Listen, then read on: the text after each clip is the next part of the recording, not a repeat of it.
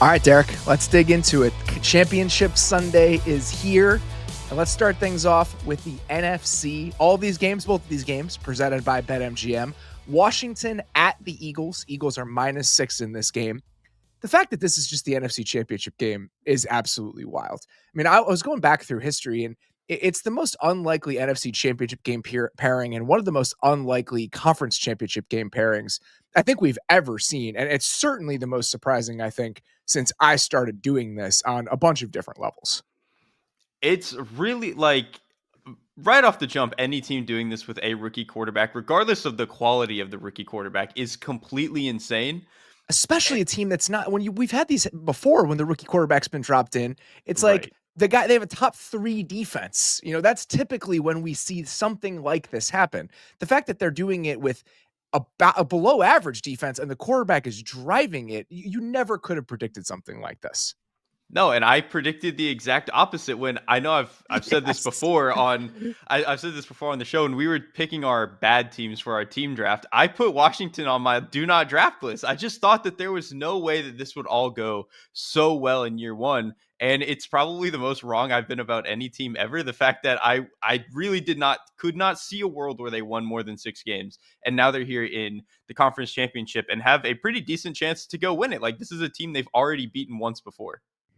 Yeah, I'm right there with you. I don't think you were the only person that was extremely wrong about this team. I was looking at Super Bowl odds today just because I think it's a good indicator of what our expectations were for a team coming into the year. Washington was 150 to 1 to win the Super Bowl this year, per the odds on Pro Football Reference. The NFC Championship game specifically, and weirdly, I think about these things in NFC, AFC, and I think it's just because growing up, like the NFC Championship game was a different thing to me than the AFC Championship game because I was just more familiar with the teams. We had season Bears tickets. Like I just think of those games as their own kind of separate entity. And when I was thinking about NFC Championship games, I was like, what is the most surprising team to have gotten there in the last like 10, 15, 20 years? The 2016 Falcons were 80 to 1 to win the Super Bowl when they got there and eventually won it and went to the Super Bowl. So that's, a similar conversation. This Washington team was 150 to 1. And going back through, Beller did a great job of like throwing this out as an option. And we were talking about other teams in this vein. The greatest show on turf, Rams, the odds that I saw, they were also 150 to 1.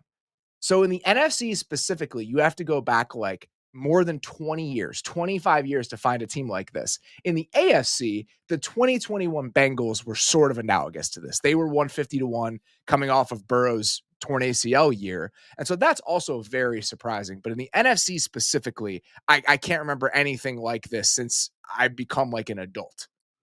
The Falcons would have been the first one that came to my mind because if we remember, that 2015 season did not go very well for the Falcons. Like, Matt Ryan didn't look like he was fully healthy. Like, Kyle Shanahan, the offense looked cool, but we weren't sure really what the ceiling was. And then they obviously go and kick it into a different gear. But the fact that even their odds were twice as good as what Washington's were this year, it's crazy. Because even I guess with the Falcons, like, even if Matt Ryan was coming off a weird year, you knew that Matt Ryan was a good quarterback. With Jaden Daniels or any rookie, you just have no idea. And then the defense on the other side didn't look like you had any players. I don't know. Everything that this Washington team has accomplished, and I think we said this on, maybe it was the divisional Sunday show, every bet that they made turned out. Like, it all worked out. And when I looked at all of the bets in the offseason, I was like, I just don't love any of these. And almost every single one turned out in their favor. And that's how you end up going from what should have been a 5.5, 10, or 6-win team to 10-win team being in almost the Super Bowl. Yeah, they're a 6-point underdog in this game, and this is absolutely doable. And like you mentioned, they already beat this team once during the regular season. And one of the things you and I were talking about is they earned their spot here. Like, this isn't something where they squeaked by as a wild card team in multiple playoff games. They kicked the shit out of the Lions last week. Like, they have earned their right to be in this spot. In that same vein, Beller has been asking me over the last week if it is time to retire the bit where I do not say the team name when talking about the Washington franchise. And I think if this was rooted in a lack of respect for the football product only, absolutely. I would have retired it in week 4 after watching Jaden Daniels play and seeing the light about him pretty early in the season. This is mostly a product of me just thinking the name is very, very dumb and supporting how cool Washington football team sounded. So this is not about a lack of respect for the product this organization is putting on the field. This is a lack of respect for the marketing choice that was made by previous ownership. And even with all of the success, I don't feel compelled to move off of that. I did love Washington football team. That was it felt tongue in cheek. It was funny. They didn't intend for it to be that way, but it worked out that way, and I loved it. Is there a world though where in 2, 3 years from now, Daniels continues to play at this level, and you're willing to be like, he makes it cool enough by himself, or are we No, done with that? I'm going the Okay. other way, where Oh. if they're that cool of a team, how cool would they be with a better name that wasn't this Okay. terrible? Yep. They'd be Okay. so likable and they'd be such a cool team if the name was like 25% better. So I can't support this. I support everything that's going on there from a vibes perspective, but because this was a choice made by the previous regime, I actually feel somewhat justified in maintaining my disdain for the name. Okay. You've sold me on your logic on it. I don't think I hate it as much, but now I'm like, I see the vision and I respect sticking to the bit. Let's get to the Eagles side of this. As you're thinking about your journey with the Eagles this year, like how would you describe the path that you have taken with this team? Every single offseason conversation that not just that we had, but that almost anybody in the entire football media sphere had was, how is Jalen Hurts going to take to a new offense? They bring in Kellen Moore, who is completely outside of their system. We don't know how it's going to go. They had so many issues dealing with the blitz last year. Now they're losing Jason Kelsey in the offseason, who set up a lot of what they were doing in pass protection. How's Jalen Hurts going to handle all of it? We wasted so much energy for nothing because he didn't take to the offense that well, and it doesn't matter. They still have the best offensive line in football. Saquon Barkley has a historic season, and the defense that was supposed to be, maybe punchy and get a little bit better with Vic Fangio and some new blood, they're suddenly a top 5 unit. So none of whatever we talked about with Jalen Hurts and fitting into the offense matters at all because the other 21 players are incredible. We already came into this season thinking, is the talent on this roster so overwhelming that they can overcome whatever unevenness happens with the schematic changes on both sides of the ball? That was before this small group of players on defense started turning into star players. We said that before Zach Bond was a first team All Pro. We said that before knowing what Cooper DeJean could be. We said that before knowing what Nakobe Dean was eventually going to be within this defense, which we'll talk about him. Going back and rewatching some of this stuff, he's even better than I remember him being. Nolan Smith now looks like a serious player. He's turned it on for the playoffs. Jalen Carter has gone from, I had a very good rookie season, to I am now one of the most impactful defensive players in the league. So we already probably could have made an argument that they were in the conversation for the most talented roster in the NFL. And then they somehow became like 35% more talented over the course of this entire regular season. It's absurd. It's completely ridiculous, man. You could have sold me again. You could have sold me that Vic Fangio was going to make this defense better. You could have sold me that some of these young players were going to work out. But the fact that almost all of them turned into instant stars, and this is probably one of the most well communicated defenses, which we'll talk about in a little bit as well. The fact that Vic Fangio got that together with so many young pieces pretty instantly, it's just, again, it's ridiculous that everything else about this team worked out.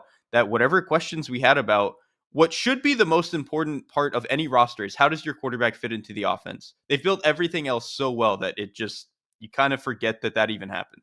And that brings me back to the Saquon thing and just why, even in retrospect, it's kind of an inspired choice. And I feel similarly about the Derrick Henry move, where when you're thinking about your offense and where it can go, and you're thinking about how to just close that final gap and like, how can we just get 5%, 10% better?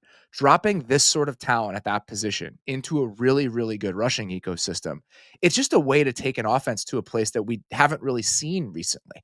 The team's built like this, where you have one of the best lines in the league, one of the best rushing situations in the league, and you now have one of the most elite running backs in the league.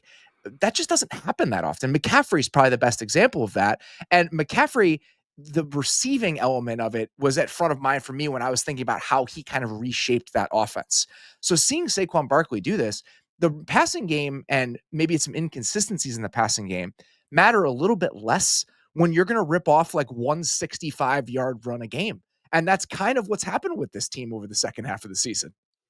It was really good foresight by them and Howie Roseman, the front office, all that. Because of the way that defenses have shifted to taking away passing game explosives, you got to get explosive somehow. And some teams have found other ways to do it in the passing game. Like the Bengals are still a relatively explosive passing offense because Jamar Chase, T. Higgins, and Joe Burrow are just that good and he can go create. With the Eagles, they realized we don't know if we can get that in the passing game. Let's go get the most explosive back in the league, give him a top 3 offensive line, the best offensive line coach in the league, pair him with a quarterback who can run and be part of the run game. And that's how we're going to get our explosives. So I just thought it was really good foresight on their part where, again, before really the McCaffrey trade, like a lot of teams were not thinking that this was your way to go get explosives. What the Niners did, what the Ravens did, what the Eagles did has all been like just incredible foresight on their part.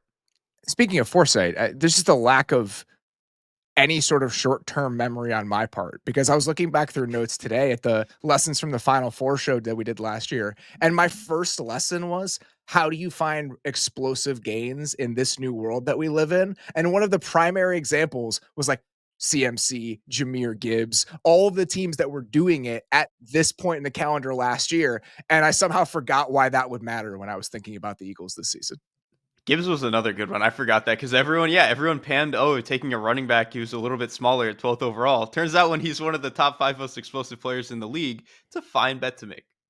This is something that people should probably know about me, is that I can't remember anything that I said more than like 4 days ago. So if I say something that sounds like I'm realizing it for the first time, there's a chance that I am actually realizing it for the first time. And I relearn that every single time I go back and look at old notes from a previous show from like 6 months ago. All right, let's dig into each individual side of the ball here. We've done this on all of our playoff previews. Let's start when Washington has the ball in this game. The number one thing you are looking for when Washington is on offense on Sunday. I mean, I actually think that there's like a few ways that you can go with this. To me, the biggest thing, and we saw this in the Detroit game, and I think we saw this at certain points in a couple of the games that they did play against Philly. If you give Washington space on the perimeter by getting into some of these 5 or 6 down fronts or being in too high, especially out of these 5 down fronts, you are just giving them numbers and leverage on the perimeter. Buddy, they'll throw the smoke screen all day long. They'll throw the bubbles. They'll throw flares to the running back. They will take the 5 and 6 yards every single time. And I think we saw that that was probably Detroit's biggest blunder in their playoff game is that they continued to give that to them, and they were blitzing the backfield and just giving all those numbers to the perimeter. Obviously, Philly doesn't want to do as much blitzing, but they will try to get into some of these 5 down fronts, put Bond on the line of scrimmage, and really make sure they have bodies over the middle. You still have to be able to defend the perimeter somehow. So I'm just a little bit worried how much space Philly is going to give on the perimeter. That to me is where Washington's going to have to do a lot of their work. They blitzed a little bit more in the second game than they did in the first game. And I think part of that is because they weren't really creating a lot of pressure when they brought 4. Per next gen, they had a 20% pressure rate across the 2 games when they rushed 4 guys. That's not very high. And this kind of reminds me of the conversation we're having about the Lions game, where if you don't feel like you're getting pressure, are you going to start feeling antsy as a coordinator? And I think against this guy specifically, you've got to stave that off. You have to like ignore that voice on your shoulder about like, we need to heat him up. We need to heat him up. Because I actually think that's playing into their hands if that's the button that you start to press. So and for the Eagles' sake here, I actually hope they stay the course and trust with a backup right guard in the game, their best player over that right guard, Nolan Smith playing the best football of his career as a pass rusher. We're going to be able to generate enough where we cannot give him voids in which to throw the football. The Jalen Carter versus backup right guard is where I wanted to go. This game is I think 6-point line. All 6 of those points are Jalen Carter getting to play against the backup guard. Because it's not just that Carter is getting to do that. Carter already beat the hell out of Sam Cosmi in both of these matchups. Like, I know the team's pressure rate wasn't that high, but if you just watch the reps both run and pass, Jalen Carter is just beating him every single down. I think the fact that now he gets to do that against the backup right guard, I think it's going to be hard for Washington to get a lot of their pulling stuff both at him or away from him. That's the problem with Jalen Carter. If you run pull stuff at him, he's just going to crush the guard's face or whoever it is who's running his way. If you try to pull away from him, he's fast enough to just rip through and go catch your running back in the backfield anyway. So it's a very difficult spot for them to be in. So I really do think him alone can really start to shift this game. And then you mentioned Nolan Smith. Nakobe Dean's rise this year was impressive. What Nolan Smith has done over the last like 8 weeks has been insane. He looks really, really good right now. I was rewatching the Week 16 game yesterday, and some of the stuff Nolan Smith was doing against the run Jalen Carter's game overall, and then I feel like Nakobe Dean had a really sizable impact in that game, and I think missing him in this game, we'll talk about that, is gonna be something worth paying attention to if you're the Eagles. And I remember, we made jokes. It's not like they were bad players, but everyone's like, "Oh, they're just taking all the Georgia guys." Like, they're just not even thinking about it. They're just taking all the Georgia guys. And then we weren't sure how it was gonna go. Nolan Smith didn't play a lot as a rookie. Dean didn't play a lot. And then I'm watching that Week 16 game back, and all three of those dudes, it's just there's like cans of kick ass, every single one of them. And so it's like, all right, maybe it was funny in the moment that they just kept going back to that well over and over again. It turns out trying to mine maybe the best college defense we've ever seen for talent over and over and over again might have been a fruitful strategy for the Eagles. And even, dude, truthfully, he's not on the level of these other players right now. Jordan Davis, I think, has been playing better football. Like, literally, all of the Georgia, it was such a meme, and legitimately, all of those guys are playing at a really high level right now. And to me, it's not just that they're playing well, it's kind of what you mentioned with Dean and with Smith. Those guys really throw their body at the run game. Like, Nolan Smith is not a big man. He plays like he thinks he's 270. Like, Dean's the it same is. way.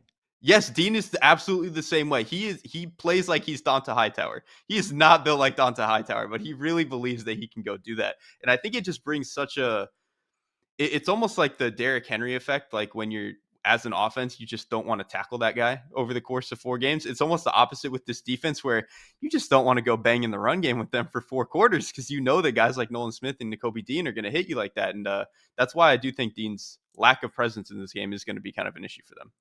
It's funny, we're talking about this defense that gave up 36 points the last time they played Washington, Ah, and well, when I rewatched the game, I just looked at the performances individually from so many of the defensive guys, whether it was those 3 we're talking about. I thought Darius Slay had a really mhm. nice game, just the tackling on the back end overall, I thought was really good in this game. This game swung for Washington on, like, 4 or so plays. It was the 2 deep shots that they hit and a couple of the 4th down conversions that they had. And typically, I would look at that and say, it's going to be tough to do that again. Like you're really threading a needle to have the game go that way again against a defense that made it really hard on you down to down, tough to run against, sticky coverage, etc. The problem is if you look at those 4 plays, those are plays that Washington has been able to make for most of the season. They've been extremely efficient on 4th down, and the 4th and 11 scramble was the big play of that game. And why don't we think that Jaden Daniels can't scramble for a first down on 3rd or 4th and 11? Like that's absolutely something he can do. And the deep shots, sometimes the way that we talk about hitting goal balls down the field, there's a Mhm. level of variance to it where it's like, it's sort of a coin flip. A little bit of luck plays into it. But some of the deep shots that he has hit this year, I think are really an indication of his strengths that allow that to happen. Some of it is touch and placement down the field. He's very, very good at that, undeniably. But if you go back and you watch the 2 deep shots from the Week 16 game, the first one that he hits, this isn't, I see single high before the snap. I know before the ball is even snapped, I'm going to my one-on-one on the outside. The Eagles are in quarters. The play side safety takes one step down. I'm serious. He takes one step toward the line of scrimmage. And the moment Jaden hits his back foot, he's taking it. If you look at where De'Ami Brown is when that ball gets released, he is 3 yards in front of where Darius Slay is when Jaden Daniels makes that decision. And then on the second one, he hits a free rusher from off the left side. He takes it in the chops as he throws the ball into space for Terry McLaurin in one of the biggest plays of the entire game. So, yeah, it's hard to rely on that sort of success on vertical throws, but I think his accuracy as a deep ball thrower and how quickly he sees some of this stuff, it makes it a little bit less lucky and a little bit less high risk when Washington is doing it. I have to agree. Like it is an inherently volatile and luck based thing because when you're throwing 40, 50 yards down the field, it's just hard for everything to go right.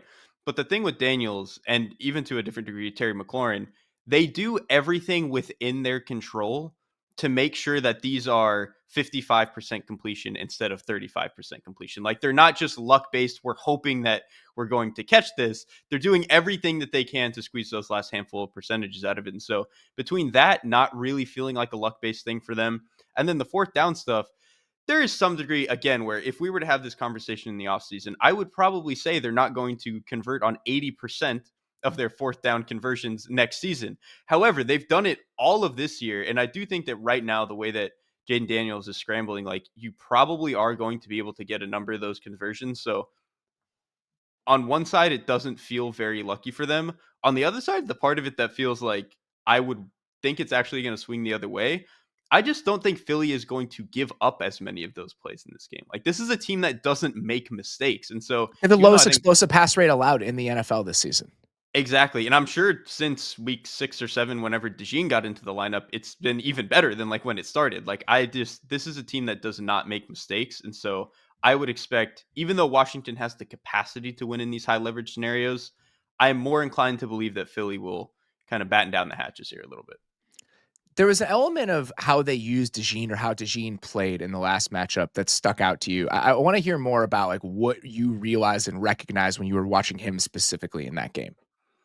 DeJean and how they move the secondary around him, I think kind of embodies the entire Vic Fangio defense. They, in almost every other case, if you watch most defenses, if the nickel runs with a guy in motion, they're playing man. It's the easiest solution. It's like, okay, if they run, we're just gonna have this guy run with him. We're gonna play man. We're not gonna flip anything. With the Eagles, they'll let DeJean run across the formation, and then they'll just pop into zone. Like, he'll go from being the flat defender on one side, and then now he runs in motion. He's the flat defender on the other side, and all the linebackers will bump over. The safeties will rotate so that they get a different player down playing in the hole. So I just think that their ability to communicate that stuff and get into zone despite making it look like man, I think is really interesting. I think it's particularly interesting for them too because they don't play a lot of man. So having that threat of, oh, he's running with him, maybe they are playing man right now, and then you just pop into quarters again. It's like, oh shit, man! Like we thought we were gonna get him, and then we can't get him. And so I actually think their ability to just communicate all that stuff. The safeties do it well, the linebackers do it well, DeJean does it well. It's just really impressive, and to me, embodies what has made this Vic Fangio defense work. They communicate well and they hit you. That's kind of the bottom line here. Yeah, that, both of those things stand out a Yes. lot when you watch this defense. And that the line kind of blurring between man and zone. I think there's another side of that as it applies to this matchup. We've talked all season, especially in the second half of the year, when you're going to give Jaden Daniels space, he's going to consistently take advantage of it. So when you are facing a team that plays a lot of zone coverage, you think, oh, is there going to be enough air in the coverage where you're a little bit worried about that? But if you watch how matchy some of these Eagles defensive coverages are, it's so sticky that it actually plays out like man. And so you're taking away a lot of windows for a guy who excels when you give them to him. Perfect example. I think it was the first drive in the week 16 game. He's coming back to a backside dig on Darius Slay's side, I think on third down. Slay is all over it. There was another one with Mitchell doing the exact same thing where you think, all right, it's a zone coverage there in cover 3. I can hopefully get to an in breaker, and it plays out like man. They're really, really suffocating those windows. So even if they're quote unquote a zone heavy team, I think that you're not going to see a lot of space provided to this Washington offense overall. That's and if people want like a good comparison point off of that, go watch how the Bucks play when they get into their zone stuff. They are There you go. very like dead set in their zones and you can get space and stuff like that. The Eagles, it is technically zone, but like you said, they immediately will latch onto a guy and really take that space back. One way I think that Washington did a decent job of creating some of that space in this last game, which is one of the levers they consistently tried to pull, they were an empty a ton in the last matchup. There were 10 third downs for Washington with at least 4 yards to go. So you probably are in a defined passing situation. On those 10, they were an empty 5 times. Overall, 22% empty rate in that week 16 matchup. It was their highest rate of the entire season. And beyond that, even when there was a back in the backfield, something they were able to tap into in the last couple drives that I'll be curious to see if they go back to early in this game. They were getting into empty protections with the back as like a flat controller to either side, often to the right. And by doing that, you're yanking the guy who's the curl flat player out to the sideline and you're creating space underneath to be able to hit Ertz on like a little wrap up, whatever. And so they were doing that a lot in those last couple drives. And I wonder if they try to keep going back to that, especially if they think they're not going to get blitzed a lot and you don't really have to worry about keeping the back end to protect. The first part you mentioned about them not getting blitzed a lot, that's why I kind of think they feel okay with being in not just empty protections, but full on empty formations. When you're in empty formations and you get out into empty, the risk you're running is, oh, they might just bring more than we have to protect, and they're going to play cover 1 or cover 0 for a second, and if they win for 2 seconds, the play's dead. Vic Fangio doesn't really do that. And so I feel like there's probably a level of comfort that Cliff Kingsbury knows, like, okay, if we get into this, we kind of know what looks we're going to get and we're not going to get heated up that much. And so maybe they just feel comfortable they have beaters there. Let's get to the other side of the ball. The number one thing you are looking for when the Eagles have the ball in this game.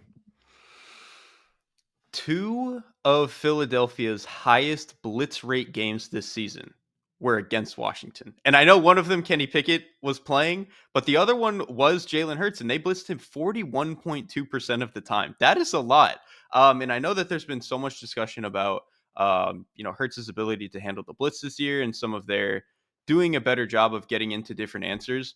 Jalen Hurts, since week 11, which was when these two teams played the first time, he has the highest sack rate when blitzed in the league, and he has a 50% success rate, which is not bad, but it's like dead on average. So the success rate is mid, and he's getting sacked a lot. I would suspect that Dan Quinn is going to want to throw a lot more pressure and be very aggressive, because that's something that they've been ramping up to for the whole season. Like, we've talked about that, right?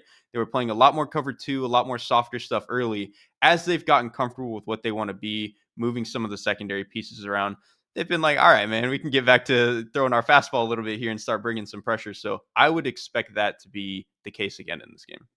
If you look at what happened against the Rams, I think they were struggling with some pressure looks and twists and stunts. Like, if you're going to have 5 even one-on-ones against this Philly offensive line, and you're not going to make them make decisions, they're probably more talented than you. Even if I do think that I like this Washington front overall, but we've seen Dan Quinn in the past. He's not afraid to do that. He's not afraid to throw a bunch of twists and stunts and games and pressures at you. So I think I wouldn't be surprised to see that be kind of a core tenet of the game plan. And what that kind of attaches in my mind, so if you're going to be blitzing a lot, you're probably playing a lot of man. You're probably playing a lot of single high, right? Washington played about 50% man over the two matchups, which, and if you're Philly, you have to make them pay for that. And so if you look at the way that connects with the run defense, over the course of that last game in week 16, this is from Next Gen. I was looking at the numbers kind of in a more murky way, and they laid it out very clearly in some of the things that they wrote about the game. So Washington, over the first 12 plays of the game before Jalen Hurts gets hurt, they played single high on 25% of those snaps. After Jalen Hurts goes out, it goes to 68%. 40 of their final 59 plays. Saquon had 3 successful carries on 18 carries against single high looks. So if that's going to be the plan again, if the plan for how we're going to stop Saquon is we're just going to play single high, and the other thing that they did, they moved from having like 5 and 6 man fronts to stacking the linebackers almost the entire second half, because we've seen this. If you're going to put those 5 or 6 man fronts down, it takes him beating one safety to the end zone. So I think making sure that you're more traditional 4-man fronts, playing the linebackers off the ball, that should be an element of it as well. But if you're going to play all of this single high, you need to hurt them. If you're the Eagles, you need to make them pay for playing that way. You need to win those one-on-one matchups on the outside this entire game. And that's kind of what this comes down to for me. It's very simple. If Washington's going to play with 8 guys in the box and single high looks all day to stop the run, can you hurt them for doing that? If the answer is no, then I think this could be a kind of a long day for the Eagles. I honestly, for all of my questions with Jalen Hurts, I actually think like Washington's defense getting into a bunch of single high and just giving him the one-on-ones, it it takes away all of Jalen Hurts' like deficiencies. His deficiencies are when you put a lid on things and you like mush rush him and you really force him to hold on to the ball.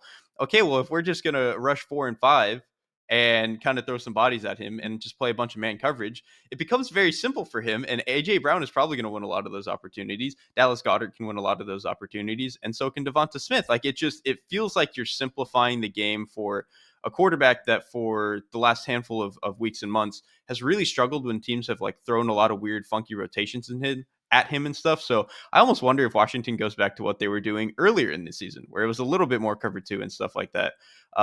It's And if interesting that's the too. case, can you hammer them on the ground? Yeah, and this is actually the fascinating part I wanted to bring up about how Washington defends the run.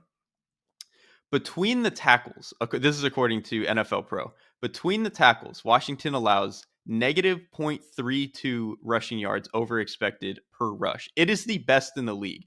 They are awesome between the tackles. The defensive tackles are good. When Luvu and Bobby Wagner can come up and hit a guard, they're cooking. outside of the tackles. The edge players are so good at setting the edge too. Like I Yes, think that too. Fowler's been They really, box really stuff good at in. that this year. The defensive line specifically uses their hands Mhm. incredibly well. And so that's not surprising at all to hear is that they can really bottle you up in that area specifically. Right, and then the problem is when you run away from them because because they're a defense. It's a Dan Quinn defense. They like to be aggressive, and you can get them kind of sniffing a little bit closer to the interior of the line than maybe they should be in some cases. Outside of the tackles, they allow point 0.9 yards expected, a yards over expected per rush, which is the eighth worst mark in the league. They also have the highest yards before contact on those plays. So like they are giving up so much space on runs that bounce to the outside. And I think when you are able to incorporate the quarterback obviously in that, because a lot of those quarterback plays are going to bounce to the outside. I think them being able to do that and them kind of having unique talent as far as being able to pull guys to the outside with as good of athletes as they have. I think this is an opportunity for them to really, really try to attack the perimeter in this game. I have 2 thoughts about this. 1, if you're gonna be in those 4 down looks with the linebacker stacked, those Hmm. pin pull plays actually Yes. are more set up for success. And the other side of this, when you go back and you watch that week 16 game, you feel Dallas Goedert not playing in that game. There Hmm. are a lot of mistakes by the backup tight ends in that game. CJ Uzomah's going to the wrong place, and a lot of the perimeter runs they tried to hit in that game specifically weren't working because they weren't able to just maintain the edge in the way that they can when Dallas Goedert is in the lineup. And so the fact that he is not practicing right now, I think that could be big because I think his presence specifically could have solved some of the things that the Eagles were really struggling with the last time these two teams played. That's a really good point. I hadn't even though I do hold Goddard in pretty high esteem, I wasn't actually calculating how much he would really affect their run game and stuff. Because the other tight ends, I swear, It's Calcaterra about has the not. gap between them. That's the Yeah, more it's about the important gap thing. between them. Yes, like Calcaterra, I understand what he does for them as a passing game player sometimes. When he's got a run block, it does not go very well for them. And so if he has to play more snaps in this game, I could definitely see that being an issue, especially with, like you said, Dante Fowler, Dorrance Armstrong, those guys will they'll put a fist into your chest pretty fast. The other guy who's not practicing for the Eagles is the last thing about this side of the ball. Cam Jurgens also not practicing. Lander Dickerson has been Mm. taking some reps at center. And again, if you look at what the Rams were doing, all the damage they were doing was with stunts and pressures where, all right, we're going to make Mekhi Becton make a decision. And if you're affecting continuity and guys able to pass stuff off because you got backups in the game, you got guys playing different positions, I absolutely think that is something that is worth keeping in mind. If you want to just rush four in a traditional way against this Eagles front, you're going to have a bad day. It's just not going to go very well for you. You got to make them work. And I think it's a little bit easier to make them work when you got a backup center in the game. And I do think even though Washington didn't have great success necessarily against Philly the first time, I do think some of their best stuff was when they were like fully stunting across a guard's face. They got Mekhi Becton a couple of times on this. I Mhm. think now, especially if they're going to have to play with a different left guard, they're going to be able to get some of that. So you mentioned earlier, Dan Quinn is willing to do some of that stuff, and so this might be the game where you got to pull out some of your, dig deep into the playbook. The supporting piece that you are thinking about as we head into this game is who? I'm going back to the well again, but the non-Nakobe Dean linebacker. I mean, he is just, we've both mentioned it. The more you watch this Eagles defense, the more you really appreciate what Dean did for them. Like, obviously, Bond, because of the position change, gets so much of the hype and publicity, and he's been fantastic as well. And obviously, he can do some stuff down near the line of scrimmage on the edge that Dean doesn't necessarily do. But dude, the way that they can blitz Dean and the way he hits and the energy he brings, them not having him and having to play Oren Burks or whoever it is they want to put there. I think that that is probably the most exploitable part of this defense. And that does give me some concerns against a quarterback like Jaden Daniels who can punish you for that. I think it's twofold. I think it's the ground that he was covering on scrambles in that first game and some of those opportunities he was taking away. And then how fast he was triggering on some of the run game stuff. Like not having him, I think, is a really big deal, especially against this Washington team specifically. We alluded to this a little bit. I would probably say Trent Scott is mine and just what he can do against Jalen Carter. Jalen Carter can wreck a game against a good starting level guard. Having a backup guard in the game. Jalen Carter is a different sort of beast than what we were talking about with a non-Aleem McNeil Detroit Lions front last week. But the other player specific thing I would throw out, they had Lattimore shadow AJ Brown in the first matchup. And if AJ Brown can win that one-on-one definitively, if they're going to challenge the Eagles in some of those single high man coverage looks, I think that could be a driving force of what we see from the Eagles offense on Sunday. That's a really good pull as well. I mean, if it's going to be like you said, if they're going to actually play some of these more 5-man pressures, man coverage, Lattimore's got to do the thing they traded for him to do. All right, here we go. Bills at Chiefs. Chiefs are -1.5 in this game, according to BetMGM. As I think about this game, the place that I keep coming back to is just if you're the Bills, you have to do it. Like this has to be your chance because I think this feels like their best shot, and it might be their best shot for years to come. Because even if they maintain who they are in the AFC hierarchy, the fact that you're stepping into a championship Sunday weekend where it really does feel like there's sort of a void, a power void at the top of the NFC. The Eagles are wildly talented, but we have questions about the quarterback. We have questions about the passing game. The Lions being as banged up as they are, the Niners having the season that they had, it really did feel like the top of the NFC was watered down in a way that you're not going to be able to count on every single year. And even though this Chiefs team is excellent, it's not the sort of juggernaut that we have seen from them in years past. So you don't need to throw any more pressure onto the Bills for them to win this game. I think they're already feeling it, but this really does feel like an incredible opportunity for a Buffalo team that has been wanting to break through for some time now. It has to be, man. And I think whenever this has gotten brought up, this is their moment. They have to do it. I have almost exclusively thought about it in terms of beating Kansas City because they're going to be the boogeyman for the next 10 years, probably. And so, one, Buffalo is going to have to maintain their hierarchy, their place at the top of the hierarchy in the AFC, and they're going to have to bet that Kansas City doesn't get any better over the next handful of years, which both of those are going to be difficult. The part of it that I didn't really calculate for a lot of the time was that the NFC has been watered down. Like, I guess for a lot of the season, I just kept thinking that the Lions were in that tier, and then now that they're not, and they're not even in this game, like this is probably about as beatable as the other side of the bracket is ever going to be. This really does have to be Buffalo's moment, which again, it feels bad to put any more pressure on them, but you're probably not going to get this caliber of opportunity again. And it feels especially weird too, because my overall read on this game is I I truly believe the Bills are the better team. I don't know if it's going to matter, and that's why I'm scared. How many times could the Bills go on the road to Arrowhead in the AFC Championship game and be less than a 3-point underdog in the next 10 years? Where It's in on a neutral field, the Bills would be favored based on what the line is. How many times are we gonna be able to say that? This is not about disrespecting the Chiefs. This is about, like, the objective measures between these 2 teams and whether or not this is the best chance the Bills might have. dude, this is starting to feel like this is really, really starting to feel like all those times that the Patriots just completely held out the Pittsburgh Steelers, like during that like mid 2010s, where it seemed like every year the Steelers were the best team in the AFC, and then they had to run up against the Patriots, and it just fully did not matter. Yeah, so I wanted to look this up while you were talking. The 13 seconds game, which is, the last time it felt like these teams were really on even ground as they played in the playoffs, the Chiefs were 2-point favorites. Hmm. So this is an even closer game than that one was supposed to be, and that one was an all-timer that will live in the memories and haunt the dreams of Bills fans for all of eternity.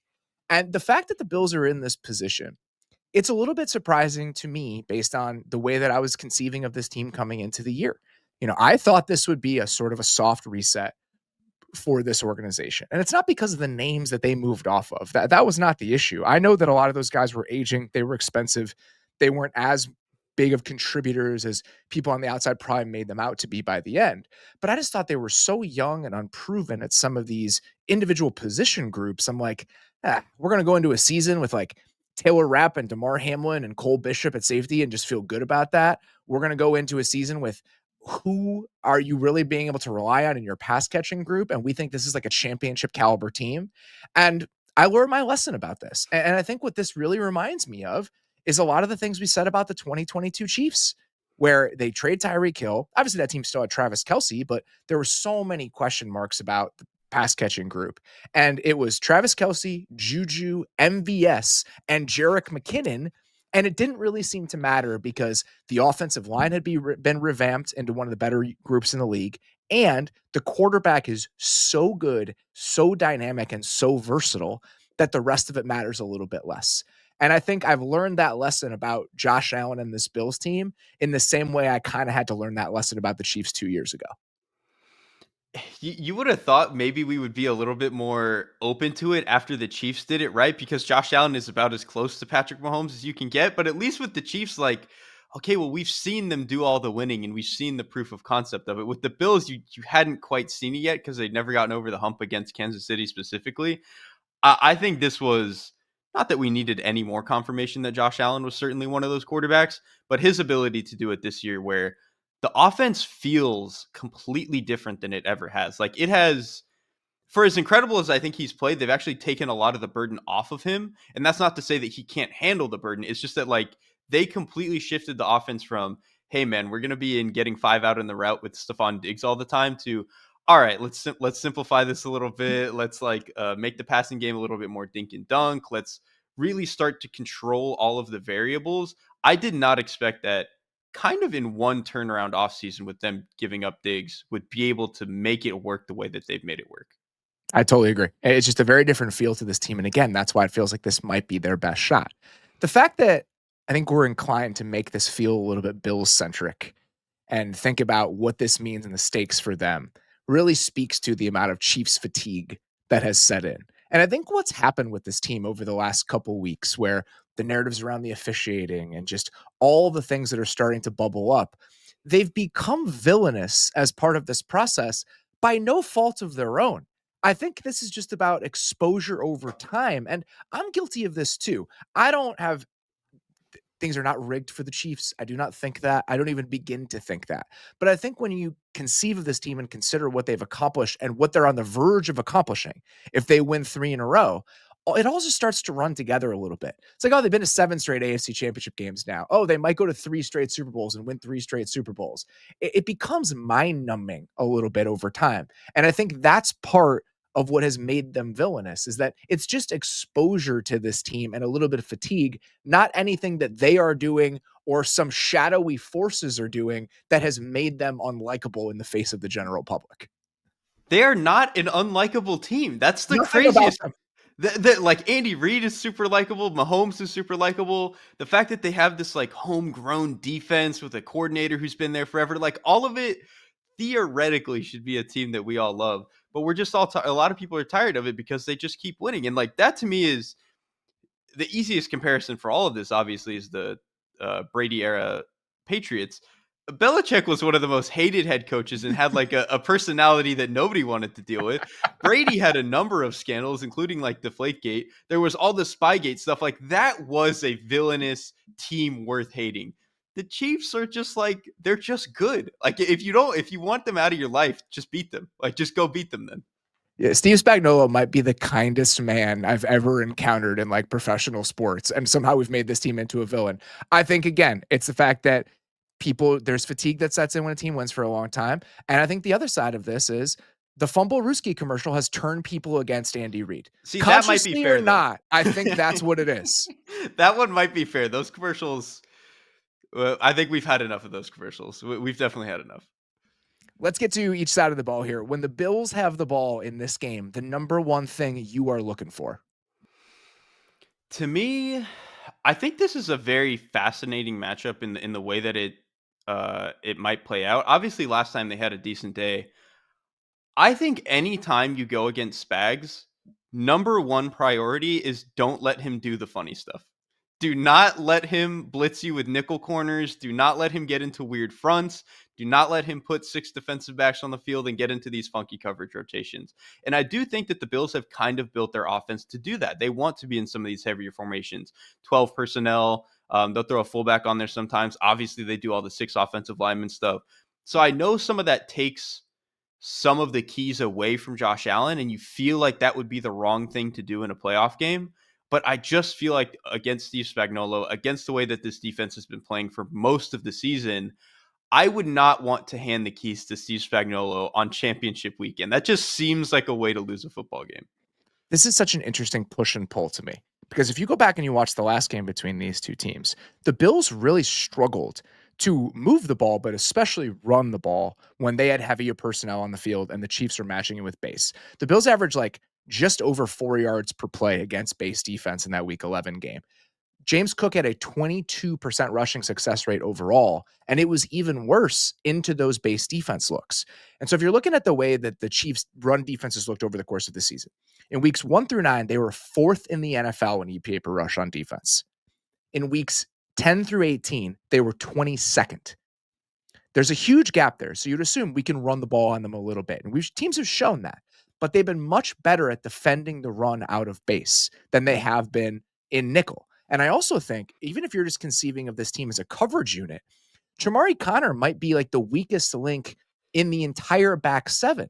So if you're getting them into nickel or big nickel or dime, is that actually a better way to throw the ball on this team than them having three linebackers on the field, which is kind of counterintuitive. But I also think you can't just think about it that way. You can't think about maximization and matchups. You have to think, how can we dictate the game?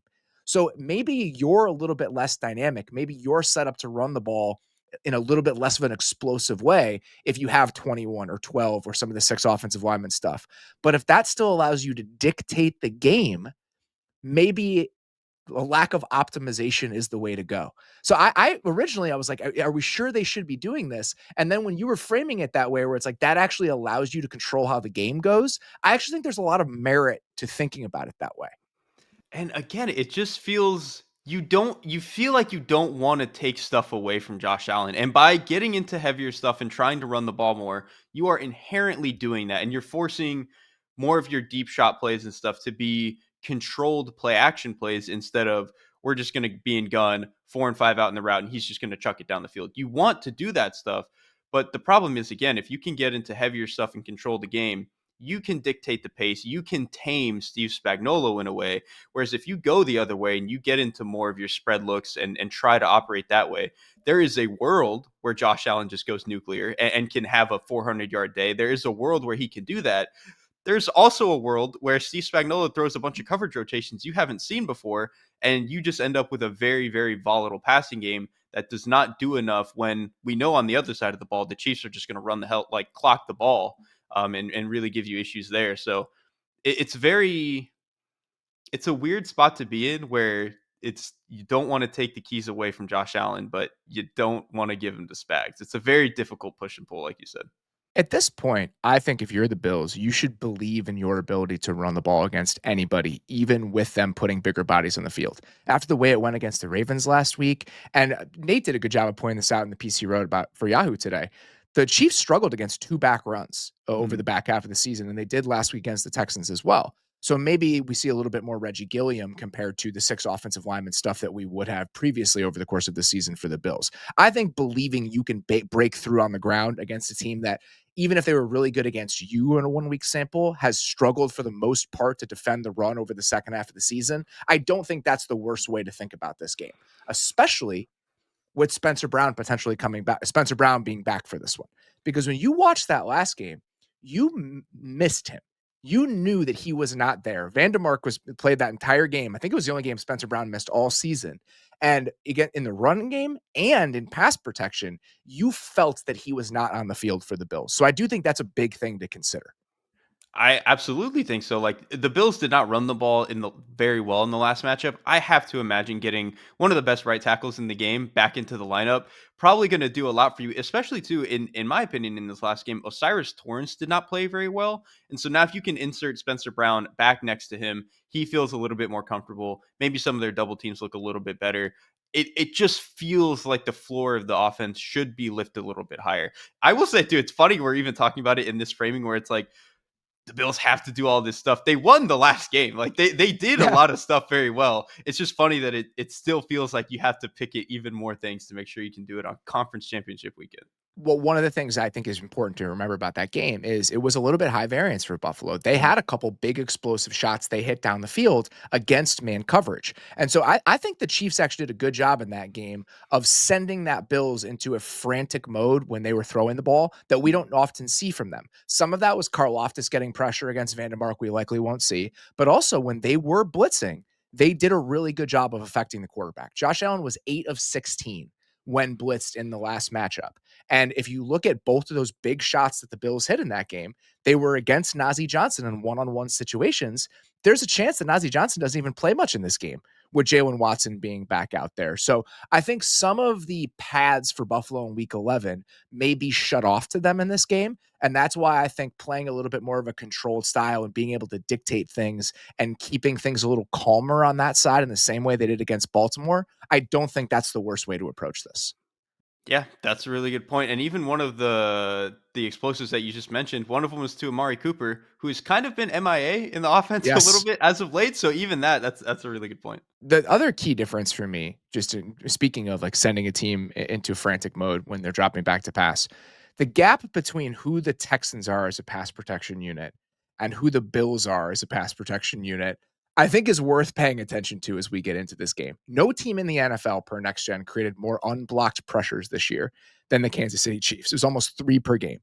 The Bills, they're not like in the top 5, but their pass protection group is very, very put together. So I don't think we're going to be able to see Spags control the game this week in the way that he did last week. And again, if you're in some of those bigger body looks as often as you can be in favorable downs and distances, that takes the keys away from him even more. So I think trying to do that as often as you can should be on the Bills' priority list. Right. Like I honestly think that that's a big part of it. Like they are a very well coached unit and the players are good. The tackles are obviously fantastic. But part of why they are so successful in pass protection is the ecosystem of the offense makes it easier when you're getting into heavier stuff. You're under center, all these play action shots.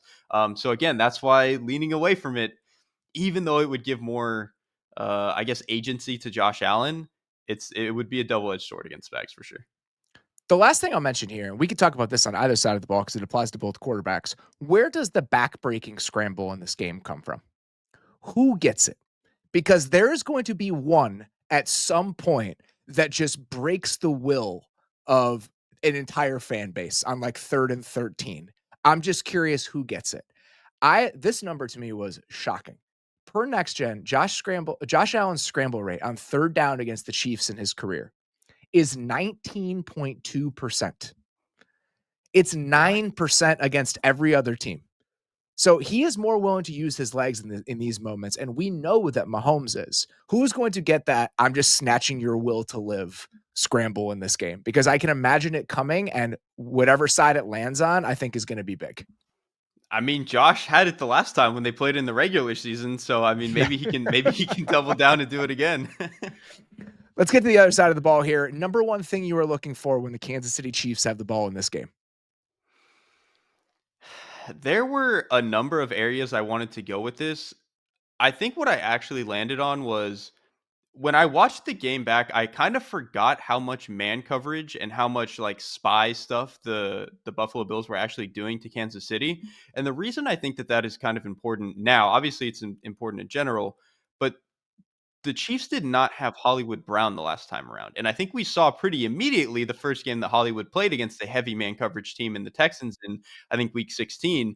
It was like, okay, they very clearly have more answers for this, better answers for this than they did at any point earlier in the season, which obviously these teams played before that game. So I just kind of want to see, is Buffalo going to be as willing to play man coverage against Kansas City when they clearly have so many options now? And if they do, how good does this look? Which goes back to the point you just made about the scrambling. If they play that much man and they maybe don't feel comfortable actually having the spy, maybe they feel like they actually have to have him cover the middle of the field. What does that unlock as scrambling? So I think there's Buffalo's ability and willingness to play man, I think could really do a lot for this game.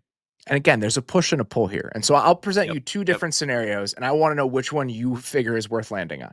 Okay. Scenario one is you are a zone heavy team that now has to play a man heavy game plan because you want to take away quick completions from a team that thrives on them. But that team has shown an ability to manufacture separation against man coverage. Are you willing to live with that because you don't want to get picked apart 6 or 7 yards at a time with some of the flood stuff that they can do against zone coverage? Or do you say, we are a zone heavy team. That's who we would prefer to be because that is not against type. We're willing to take that on, even if we think that that is a dangerous way to live against a team that can really pick you apart in those looks. Which is better? Which is the better route to take? I think it is to probably stay as the zone heavy team, but this is going to go back a little bit to something you said about the like kind of emotional blitzing against Jaden Daniels, but it kind of applies to this in this sense. when you watched Kansas City play against the Bills the last time around, everything that Kansas City was doing in the passing game was like, all right, how do we clear out the hook player? They would be in trips and they would run the number 3 vertical and they'd run a little spot or a slant. Or they would have like a deep dig and they would run a little spot route under it so the guy has to play high. Like they just did all these little ways to clear out that one guy. I'm worried that the Bills maybe get frustrated about that by the third and fourth quarter and start to play a little bit more man. But it's kind of one of those things that you have to just stick to your guns and allow them to win 5 and 6 yards at a time. Because I think the only way Kansas City gets explosives in this game are either, like you said, manufacturing one versus man coverage, or Patrick Mahomes just does the most unholy thing that you've ever seen, which that could happen against any coverage. So it doesn't matter what you're playing. I think even more important than preventing explosives is making him hold on to the ball. This Chiefs offense feels a lot different when he's not getting rid of the ball in like 2.4 seconds. And so I'll pose this to you. Do you think a better way to get him to hang on to the ball is not giving him answers in terms of what coverage you're playing and forcing him to kind of read things out a little bit? Or do you think it's taking away quick completions because you're playing man coverage?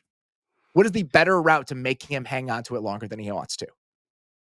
I think it probably is to play man, but I think that finding options for when things go wrong and when he does have to hold on to the ball are considerably easier if it's against man coverage. Like for him specifically, it's way easier for him to find an answer. So I would almost rather have, 5 plays against zone where we can really force him to hold on to the ball than have 10 against man. Because I just figure in those man instances, he's going to be able to find an answer. Whereas in those zone ones, we might be able to find a way to really make him, throw an ugly interception the way that he did literally the last time these two teams played. The Bills allowed the 8th highest success rate on quick passes this season per next gen. And so I think trying to take away those quick answers as often as you can, that's probably where I'd land with this. Whatever you think is the best route to get there and making him hang on to it, I think that's what I would want to make him do. And we've seen the Bills be really thoughtful about their answers against guys they know can scramble. Mhm. They're gonna have somebody lingering there as a spy if he tries to escape either way. Against the Ravens, they were doing it with like a 3-man rush where Milano would kind of sit there. But we saw Bernard get a sack in the Week 11 game when they were bringing 4-ish, and Bernard was just kind of sitting there. And that was without Milano in the lineup. So does that change in terms of who that is? But I think they've done a good job of trying to control those breaking case or emergency moments that you're talking about when it's man coverage. So that to me is the biggest question about all of this. Is like, how are you going to get him to hang on to it? And when he does against man, do you have the right answers that are going to stop him from having the back-breaking scramble that we've already talked about? I just don't know, man. It scares me. Because it goes back to, I do think if they wanted to just rush 4.5 with a spy or whatever you want to call it, I do think that's a good way to contain him and it limits his answers. But I just feel at that point, Andy's just going to have answers to get guys open. And it becomes this very scary push and pull. It's very funny that the place I've landed with this game, and I think because of the way the Ravens-Bills game played out, it's pushing me this direction.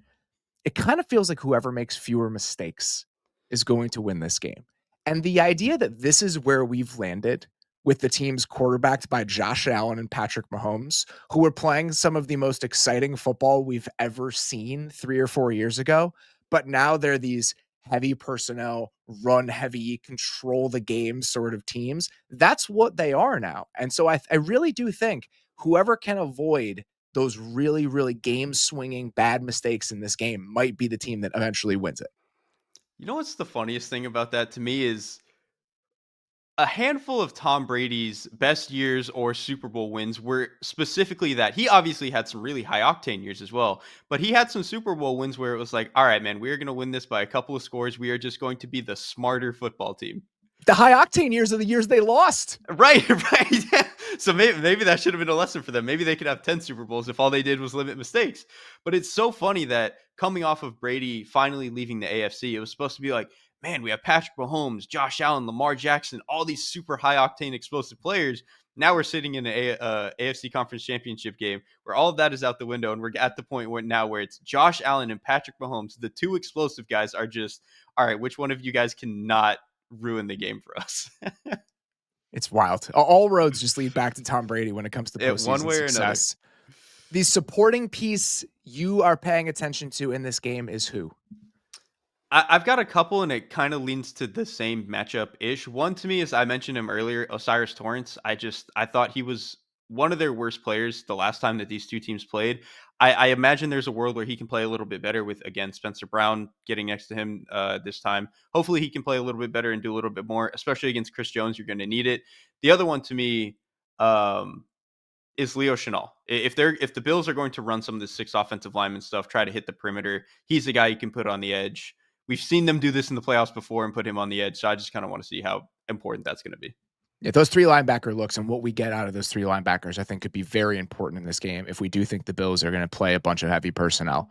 My answer here, he's not a supporting piece, so I'm kind of cheating, but I just think that what he's done in the playoffs and what we've seen from this position group is going to be really important in this game. I think Ed Oliver has to have a very big game for the Bills. When we talk about making Mahomes hang on to the ball and can you affect him with four, this Bills front is playing some of its best football right now. Since Von Miller got back and the level that Ed Oliver is playing at, we know what Rousseau can do. I think that Epinesa had some really nice moments, especially against the run last week in the divisional round. So that front, and specifically Ed Oliver driving that front, that's what I'm going to be paying attention to, especially against a backup left guard. I mean, can they consistently take advantage of that with the Chiefs having to move some stuff around up front the way they have over the last month or so? That's a great shout though, because I know you've brought up before one of the pillars you need for a Super Bowl type team is a guy who can get us 5 pressures a game. At his best, which I think he's kind of playing at that level right now, Ed Oliver can be that level of player. So if he can do that in this game, it goes a long way for them for sure. It's really funny if you look at Chris Jones obviously has that, and we didn't really talk Right. about Chris Jones. The Osiris Torrance thing you pointed out, that's a Chris Jones thing. And when you look at the last game, when they doubled him, they controlled him. When they didn't, he was he was running amok. He was really ruining things on that side of the ball. And if you can be blitzing a lot if you're Kansas City, you're potentially creating some more of those one-on-ones for Chris Jones specifically. So I think what those kind of dynamic interior players are doing for both of those teams is going to go a long way in determining how this game ultimately goes. All right. That is all we've got. We will be back on Sunday night recapping both of these games live on YouTube. Encourage you guys to check that out if you never have. We've also got a bunch of shows on the Athletic Football Show feed right now. Me and Albert Breer broke down the coaching carousel, including the Ben Johnson hire and some of the other recent news a couple days ago. Also on that show, chatted with Kalen Kaler from ESPN about the practice of packaging with coaching agents and GM hires and just some of the things we don't often talk about when it comes to how these processes happen across the NFL and how guys get hired. I think it was an illuminating conversation if you guys have not read her piece or heard anything about this. Also chatted with our Jets writer, Zach Rosenblatt, and our Lions writer, Colton Pouncey, about the Aaron Glenn move to the Jets, both what this means for the Jets and also a Lions team that is now having to replace both of its coordinators and a couple other assistants who've already been promoted in other places. So if you guys missed any of those, encourage you to go give them a listen. For now, that is all we've got. Sincerely appreciate you guys listening. We'll talk to you soon.